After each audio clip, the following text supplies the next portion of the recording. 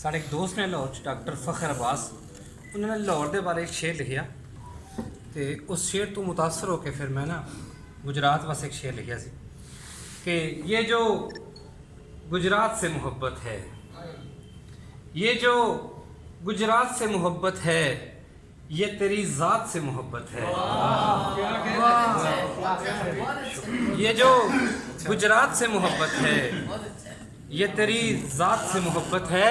तेरी हर बात मानता हूँ मैं, तेरी हर बात मानता हूँ मैं, तेरी हर बात से मोहब्बत है।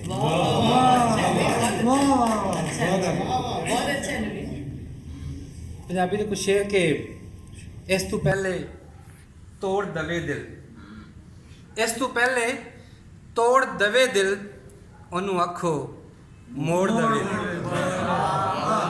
इस तू पहले तोड़ दवे दिल, ओनू आखो मोड़ दवे दिल।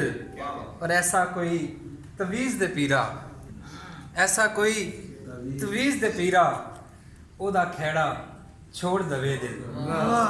इस तू पहला तोड़ दवे दिल, ओनू आखो मोड़ दवे दिल। ती गज़ल के शेर ने कि एक दूजे तू अक्के लोग, एक दूजे तू अक्के लोग, खांदे फिरदे तक्के लोग, ते अपने नालों ओबड़ चंगे, अपने नालों ओबड़ चंगे, की करने ने सक्के लोग।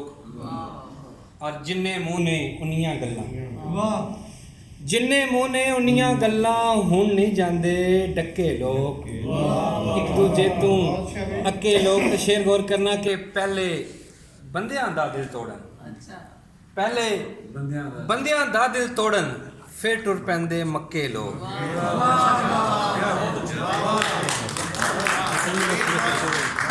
ये पहले बंदियां दा दिल तोड़न, फिर टुर पैंदे मक्के लोग। उस जद मैनू गल ना लाया, रह गए हक्के पक्के लोग।